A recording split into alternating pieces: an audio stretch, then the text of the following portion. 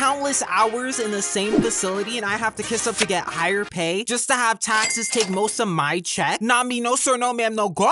I have never in my life have ever been enthusiastic to work a 9 to 5. Just the mention of that phrase sends chills down to my spine. Ever since I was in high school, I never envisioned myself working a job. I thought, oh, I was going to be famous on the level of I have to walk out with a hat to hide myself from fans. And college was definitely out of the question, especially at the time with the bank account that was on empty. But unfortunately, that's not how my life went, as you can tell. In my lifespan of 20 years, I've worked 2 jobs. My first one, I used to be a counselor, and let me tell you something. Summer camp is fun as a kid, not as an adult. But I guess let me tell you something about my conquest. Applying for a job, having a good suit, and a nice smile with an open personality is a good thing when you're getting interviewed. They mostly want to see if you're even cool enough to be with them. The prerequisites, however, is another problem. Some require a degree, and some require previous work experience. From people who need previous work experience. From another group of people who need previous work experience. Do you see the problem here? But oh, let's not forget, it's about who you know, right?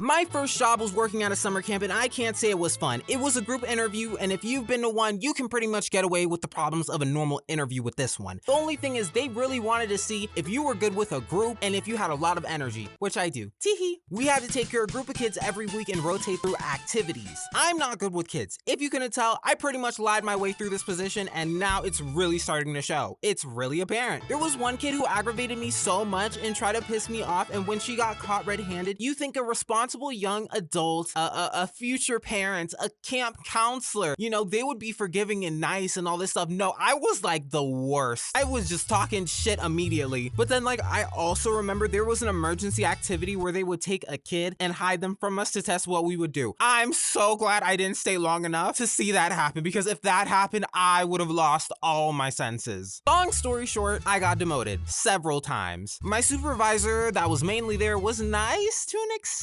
but I didn't think he was very fond of very feminine acting men, I say with quotations. I don't really want to say what really facility it is, just know it has a very famous song to it. I'll say that. I mean, minus the fact that I sucked, and who cares about, you know, me being a horrible employee and lying, you know?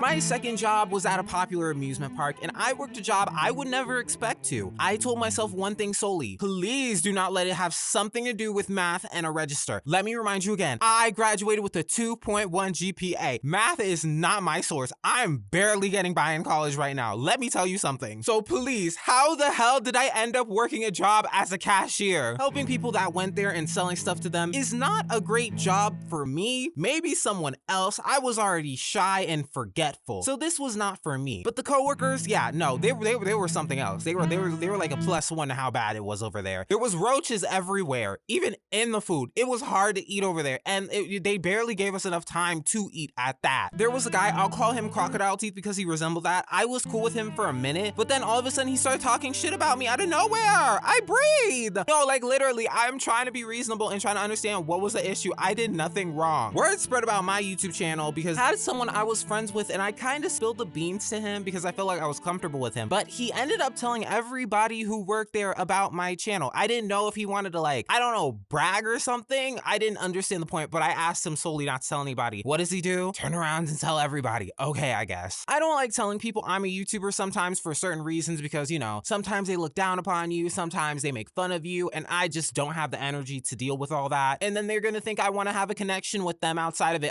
You don't have to be friends with everybody you work with, you know? I know there was this girl there too who was like gossiping and all this shit. I would work inside and outside for hours, handling and being super close to guests and whatnot. I remember was like breaking a sweat when those bottom feeders, aka the guests, would start yelling and like getting really crazy. Long story short, I ended up getting suspended for calling out too much. And this is when you know what happened last year, so it was perfect timing. And now here we are, somewhere on YouTube, working with people I love. Point of this, I hate working a normal job. I cannot go back to it. If I do, please help me. I couldn't give any advice. I mean, I could give advice for a job. I guess go for something not challenging. I don't think that's possible. Yeah, no, I don't know. Good luck. Bye.